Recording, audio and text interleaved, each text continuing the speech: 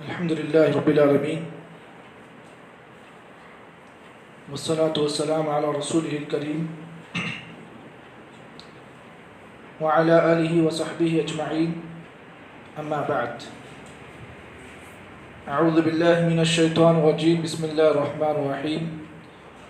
يا أيها الذين آمنوا إذا قمتم إلى الصلاة فاغسلوا وجوهكم وأيديكم إلى المرافق وامسحوا برؤوسكم وأرجلكم إلى الكعبين۔ محترم بزرگوں اور نوجوان بھائیوں، جو آیت کریمہ میں نے آپ حضرات کے سامنے پیش کی، اللہ رب العالمین سورہ مائدہ کی اس آیت میں ارشاد فرماتے ہیں خطاب اہل ایمان سے کرتے ہوئے، یا ایھا الذین آمنوا، اے لوگو جو ایمان لائے ہو، اذا قمتم الی الصلاۃ، جب تم نماز کے لیے کھڑے ہو، فاغسلوا وجوہکم، تو تم اپنے چہرے کو اچھی طرح دھو، فاغسلوا وجوہکم وایدیکم الی المرافق، اور تم اپنے ہاتھوں کو اپنے کوہنیوں تک دھو۔ اس کے بعد اللہ تعالیٰ فرماتے ہیں وامسحوا برؤوسکم، اپنے سر کا مسح کرو، وارجلکم الی الکعبین، اور اپنے پیر کو، دونوں پیر کو تم ٹخنے تک اچھی طرح دھو۔ اللہ تعالیٰ نے سورہ مائدہ کی اس آیت میں، ایک ہی آیت میں اللہ تعالیٰ نے پورا وضو کا طریقہ بیان کیا گیا۔ وضو کے سلسلے میں یہ بات جان لیں کہ وضو جو ہے اللہ کے نبی صلی اللہ علیہ وسلم پر مدینے میں فرض ہوئی، مکہ میں بھی اس کی مشروعیت تھی، لیکن اتنا خاص اس کا اہتمام نہیں تھا، لیکن اللہ کے نبی صلی اللہ علیہ وسلم پر وضو کا حکم جو ہے مدینے میں تاکید کے طور پر اللہ کے نبی کو اس کا حکم دیا گیا۔ مکہ میں بھی اس کی مشروعیت تھی لیکن اتنی خاص نہیں تھی، لیکن جب مدینے میں اللہ کے نبی صلی اللہ علیہ وسلم آئے تو اس وقت وضو کا جو حکم ہے وہ تاکیدی طور پر کیا گیا۔ اللہ رب العالمین سورہ مائدہ کی اس آیت میں جو حکم دے رہے ہیں اس میں بے شمار باتیں ہیں۔ اس میں سے ایک بات اللہ نے یہ بات بیان کی کہ اے لوگوں جو ایمان لائے ہو، اذا قمتم الی الصلاۃ فاغسلوا وجوہکم، جب تم نماز کے لیے کھڑے ہو تو تم اپنے چہرے کو دھو۔ تو چہرے سے مراد انسان اپنی پیشانی سے لے کر اس کی ٹھڈی تک اس کو اچھی طرح دھونے کا حکم دیا گیا ہے۔ اس آیت میں جو نقطہ ہے وہ بڑا اہم نقطہ جو بتانے جا رہا ہوں وہ یہ ہے کہ اللہ نے کہا وامسحوا برؤوسکم، سر کا مسح کا اللہ نے حکم دیا۔ اللہ تعالیٰ نے کہیں بھی قرآن مجید کی اس آیت میں اللہ تعالیٰ نے یا پھر دیگر آیتوں میں اللہ تعالیٰ نے گردن کی مسح کا حکم نہیں دیا گیا۔ آپ اگر تقریباً حضرت نوح علیہ السلام جتنے 850 سال یا 900 سال جو آپ نے کام کیا، اگر اتنے سال بھی کوئی آدمی اگر گردن کی مسح کے بارے میں اگر حدیثیں ڈھونڈنا چاہے تو ایک بھی حدیث اس پر نہیں ملے گی، تاکہ وہ آدمی اپنی 850 یا 900 سال جو عمر ہے اگر اس میں کھپا دے گردن کی مسح کے سلسلے میں تو ایک بھی حدیث اس سلسلے میں آپ کو نہیں ملے گی۔ قرآن مجید کی آیت کریمہ اس بات کا حکم دیتی ہے کہ وضو کے اندر سر کا مسح ضروری ہے، گردن کی مسح کی کہیں بھی آپ کو دلیل نہیں ملے گی۔ اس کے بعد قرآن مجید کی اس آیت کے ساتھ ساتھ ایک حدیث میں آپ کے سامنے پیش کرنے جا رہا ہوں، جس حدیث کے اندر اللہ کے نبی صلی اللہ علیہ وسلم نے اس بات کا حکم دیا، اور یہ حدیث مسند احمد کی روایت ہے۔ راوی حدیث حضرت انس ابن مالک رضی اللہ تعالیٰ عنہ ہیں۔ اللہ کے نبی صلی اللہ علیہ وسلم نے فرمایا من توضأ فأتم الوضوء ثم صلى كما امره الله فالصلوات المكتوبات کفارۃ لما بینہن۔ اللہ کے نبی صلی اللہ علیہ وسلم کے صحابی حضرت انس ابن مالک کی روایت ہے، اللہ کے نبی نے فرمایا من اتم الوضوء، جو کوئی آدمی وضو مکمل کرے، کما امرہ اللہ، جیسے کہ اللہ نے حکم دیا۔ حکم کہاں دیا اللہ تعالیٰ نے؟ سورہ مائدہ کی جو آیت میں نے بتائی اسی کے مطابق جو اللہ کا حکم ہے وہ آدمی اس حکم پر اپنی وضو کو پورا کرے، ثم پھر وہ آدمی صلی الصلوات المکتوبات، پھر اپنی فرض نماز کو پڑھے، تو اللہ کے نبی نے فرمایا کفارۃ لما بینہن، تو یہ 5 وقت کی نمازیں جو ہیں اس آدمی کے لیے کفارہ بن جاتی ہیں، یعنی گناہوں کے معافی کا ذریعہ بن جاتی ہے۔ مثال کے طور پر اگر آپ نے ابھی مغرب کے لیے وضو کی تو آپ وضو کی وجہ سے جو مغرب کی نماز آپ نے پڑھا، اگر آپ نے اچھی طریقے سے وضو کیا جیسے کہ حکم دیا گیا ہے، اگر حکم کے خلاف آپ نے وضو کیا تو پھر وہ آپ کی نماز آپ کے لیے کفارہ نہیں بنے گی، چاہے آپ نے اس حکم میں ذرے برابر کمی کی اور ذرے برابر آپ نے اضافہ کیا۔ میں حدیث اس لیے آج کے درس میں پیش کر رہا ہوں تاکہ میں نے جو آیت پیش کی اسی کے مطابق میں نے حدیث پیش کی۔ حدیث میں کیا بات بتایا گیا؟ اللہ کے نبی نے فرمایا من اتم الوضوء، جو آدمی وضو مکمل کرے، کما امرہ اللہ، جیسے کہ اللہ نے حکم دیا۔ آپ پوری قرآن کو آپ کھنگال لیں، آپ کو وضو کے سلسلے میں حکم جو ملتا ہے صرف یہی آیت آپ کو حکم میں اللہ نے اس میں حکم دیا۔ تو اللہ کے نبی نے فرمایا من اتم الوضوء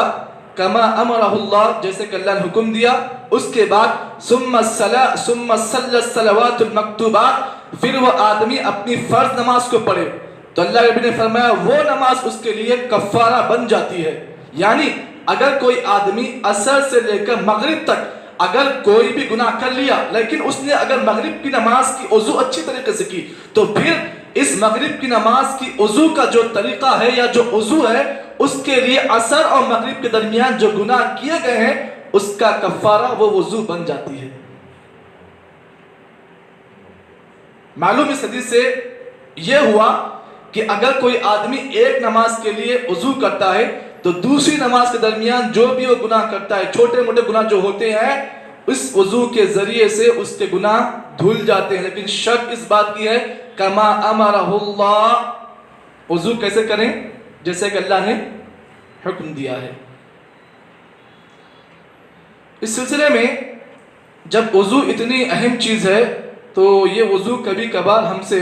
باطل بھی ہوتی ہے، یہ وضو کبھی ہم سے ٹوٹ جاتی ہے، کچھ ایسے طریقوں سے، کچھ ایسے چیزوں سے جس کا ہمیں علم نہیں ہوتا ہے۔ کبھی کبھار کیا ہوتا ہے، ہم نماز میں ہوتے ہیں، کبھی کبھار ہمارے جسم سے ہوا خارج ہوتی ہے، کبھی کبھار کیا ہوتا ہے کچھ اور چیزیں ہم کر لیتے ہیں جس کی وجہ سے ہماری وضو ٹوٹ جاتی ہے۔ اس مسئلے میں آپ کے سامنے کچھ باتیں میں آپ کے سامنے بتا کر اس درس کو یہیں پر ختم کروں گا۔ تو یہ جو چیزیں ہیں تقریباً 7 یا 8 چیزیں ہیں جس کے کرنے کی وجہ سے آدمی کی وضو ٹوٹ جاتی ہے۔ آج کے درس میں آپ کے سامنے میں بس 2 باتیں بتاؤں گا، بقیہ باتیں انشاءاللہ آگے آپ کو پیش کی جائیں گی۔ سب سے پہلی چیز جس سے انسان کی وضو ٹوٹتی ہے، اللہ کے نبی نے فرمایا کہ انسان کے جسم سے ہوا خارج ہو یا مثال طور پر یا پیشاب کے قطرے جاری ہو تو اس سے آدمی کی وضو ٹوٹ جاتی ہے۔ کبھی کبھار کسی انسان کو کچھ بیماری ہوتی ہے جس کی وجہ سے اس کے جسم سے شرمگاہ سے کچھ پیشاب کے قطرے لیک ہوتے ہیں، ڈراپس لیک ہوتے ہیں، تو اس مسئلے میں آدمی کو چاہے جب کبھی ایسا خدشہ ہو، اگر نماز میں اگر آپ کی ہوا خارج ہو یا پھر آپ کا پیشاب جو ہے مکمل آپ نے نہیں کیا، پیشاب جاری ہو رہا ہے یا قطرے جاری ہیں، تو اس وقت آدمی کو چاہیے کہ وہ اپنی نماز کو وہیں پر ختم کرے اور اس کے بعد وضو کر کے پھر جو رکعت آپ کو مل رہی ہے اس رکعت کو آپ پالیں۔ اس سلسلے میں اللہ کے نبی صلی اللہ علیہ وسلم کی حدیث ہے جسے امام مسلم نے صحیح مسلم میں روایت کیا۔ سب سے پہلی چیز وضو ٹوٹنے والی سب سے پہلی چیز جو ہے، اگر آدمی کی شرمگاہ سے یا آدمی کے جسم سے ہوا خارج ہو یا پھر آدمی کی شرمگاہ سے پیشاب کے قطرے جاری ہو، اس سے آدمی کی وضو ٹوٹ جاتی ہے۔ صحیح مسلم کی روایت راوی حدیث حضرت ابو ہریرہ رضی اللہ تعالیٰ عنہ ہے، اللہ کے نبی نے فرمایا لا يقبل اللہ صلاة احدکم اذا احدث حتى يتوضا، اللہ کے نبی نے فرمایا اللہ تعالیٰ تم میں سے کسی کی نماز کو قبول نہیں کرتا جب تک کہ اسے حدث لاحق نہ ہو۔ صحابہ نے کہا اللہ کے رسول یہ حدث کیا ہے؟ اللہ کے نبی نے فرمایا فساء او زرات، آدمی کو ہوا خارج ہو یا آواز کے ساتھ خارج ہو یا بلا آواز خارج ہو، ہوا خارج ہو آدمی کے شرمگاہ سے یا آدمی کے جسم سے، چاہے وہ ہوا آواز کے ساتھ یا بغیر آواز کے ساتھ آدمی کے جسم سے نکلے، تو آدمی کو چاہیے کہ وہ اپنی نماز کو وہیں پر توڑ دے یا توڑ دے، اس کے بعد وہ کیا کرے؟ وضو کر کے پھر اپنی نماز کو ریپیٹ کر لے۔ اس سلسلے میں یہاں پر ایک مسئلہ کو یہ بھی جان لیں کہ کبھی کبھار کیا ہوتا ہے کہ آپ کے جسم سے ہوا خارج نہیں ہوتی، کبھی کبھار آپ کو وسوسہ ہوتا ہے کہ شیطان کبھی کبھار، اللہ کے نبی کے ایک حدیث ہے سنن ترمذی کی اور مسند احمد کی روایت ہے، اللہ کے نبی نے فرمایا کبھی کبھار کیا ہوتا ہے کہ جب کوئی انسان نماز میں اچھی طریقے سے پڑھتا ہے، نماز میں دل لگا کر پڑھتا ہے، تو شیطان اسے ڈسٹرب کرنے آتا ہے۔ شیطان بڑا دشمن ہے، بڑا کھلا دشمن ہے وہ، اور اسے اللہ نے آزادی دی کہ انسان جسم میں جہاں چاہے وہ جا سکتا ہے۔ کبھی کبھار کیا ہوتا ہے شرمگاہ کے پاس آپ کے جو دبر ہے، آپ کا جو پچھلا حصہ ہے، وہاں پر شیطان آ کر کھڑا ہوتا ہے، اس کے بعد کیا کرتا ہے، کچھ انگلی کرتا ہے، جس کی وجہ سے کیا ہے آپ کو جسم سے کچھ ہوا خارج ہونے کا خدشہ ہوتا ہے، وسوسہ آپ کے ذہن میں لاتا ہے۔ تب ایسے موقع پر اللہ کے نبی نے فرمایا آدمی کو چاہیے جب تک کہ وہ آواز کو نہ سنے، جب تک کہ وہ کوئی بدبو یا بو نہ سنے، آدمی کو چاہیے کہ اپنی نماز کو کنٹینیو کر لے۔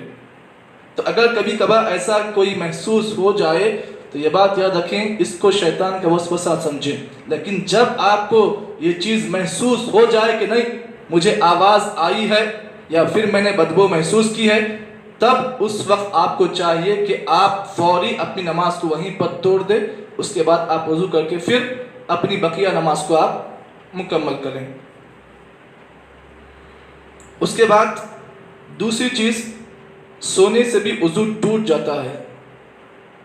اگر کوئی انسان سوتا ہے نماز کے اندر، بس اوقات کیا ہوتا ہے نماز اور اذان کے درمیان تقریباً 15 منٹ کا فاصلہ ہوتا ہے، اور بس اوقات فجر کے لیے 20 منٹ کا وقفہ ہوتا ہے، اور خاص کر کیا ہوتا ہے فجر میں اکثر لوگ نیند کے نشے میں ہوتے ہیں، کیونکہ نیند سے فوری اٹھ کر آتے ہیں اور نیند کا نشہ آنکھوں میں ہوتا ہے۔ کبھی کبھار کیا ہوتا ہے مسجدوں میں، بعض مسجدوں میں ایک دم ٹھنڈی اے سی ہوتی ہے، ہوائیں اچھی ہوتی ہے، کبھی کبھار نیند آ جاتی ہے اور کبھی کبھار نیند کا غلبہ بھی آپ کو آتا ہے۔ تب ایسے موقع پر کیا کریں، اس بات کو جان لیں، اللہ کے نبی صلی اللہ علیہ وسلم نے فرمایا کہ اگر آدمی کو نیند ایسی ہے جس سے آدمی کو خدشہ ہو یا آدمی کو کسی چیز کا اندیشہ نہ ہو، کیا ہو رہا ہے، کیا واقع ہوا، کیسا ہوا، اگر آدمی کو اندیشہ نہ ہو، نیند ایسی جو اندیشے سے باہر ہو، تب اس موقع پر ویسی نیند پر آپ کی وضو ٹوٹ جاتی ہے۔ لیکن اگر اندیشہ ہے کہ مسجد میں کیا ہو رہا ہے، کیا حرکت ہو رہی ہے، اگر آپ کو اس کا اندیشہ ہو تو اسے اونگ کہتے ہیں۔ اونگ اور نیند میں فرق یہ ہے کہ اونگ میں آدمی کو کیا ہے اندیشہ ہوتا ہے اور نیند میں اندیشہ نہیں ہوتا ہے۔ یہی فرق ہے کہ اگر اندیشہ آپ کو ہے تو پھر وہ آپ کی اونگ ہے، جیسا کہ اللہ کے نبی کے بارے میں آتا ہے کہ صحابہ اکرام اللہ کے نبی کا انتظار کرتے عشاء کی نماز میں، مدینہ منورہ کے اندر کبھی کبھار تاخیر ہوتی نبی صلی اللہ علیہ وسلم سے، تو صحابہ عشاء کی نماز کے لیے لمبا انتظار کرتے۔ کبھی کبھار صحابہ کو نیند کا غلبہ آتا تو صحابہ اکرام کہے اس طرح سے اونگتے، اس کے بعد فوری وہ جماعت جیسے کھڑی ہوتی جماعت کے ساتھ نماز پڑھ لیتے۔ تو امام البانی رحمہ اللہ نے اس حدیث کی شرح میں یہ بات لکھی ہے کہ اگر ایسا مسئلہ ہو کہ آدمی کو اونگ ہے اور نماز کا اندیشہ ہو کہ مسجد میں کیا ہو رہا ہے، اگر آدمی کو اندیشہ ہے تو اس وقت آدمی اسی وضو کے ساتھ نماز کو مکمل کرے گا۔ اگر اندیشہ نہ ہو یا کوئی آدمی ٹیک لگا کر سوتا ہے مسجد کے کسی کھمبے پر یا کسی دیوار پر، تو ایسے موقع پر کھمبا جو ہوتا ہے دیوار سے جو آپ ٹیک لگا سوتے ہیں یا پھر چکس سوتے ہیں آپ مسجد میں ایک دم پیر لمبے کر کے آپ سوتے ہیں، تب ایسے موقع پر آپ کی ہوا نکل سکتی ہے۔ تو ایسے موقع پر بہتر یہ ہے کہ آدمی اپنی وضو کو پھر دوبارہ کر لے۔ یہ دو مسائل آپ کے سامنے پیش کیے گئے ہیں، آگے اور بھی چیزیں انشاءاللہ وہ کل کے درس میں آپ کے سامنے پیش کی جائیں گی۔ امید کرتے ہیں کہ آپ نے باتیں سمجھ لی ہوگی۔ اللہ تعالیٰ مجھ کو اور آپ کو جتنی باتیں بتائی گئی ہیں ان تمام باتوں کے مطابق عمل کرنے کی توفیق عطا کرے، آمین۔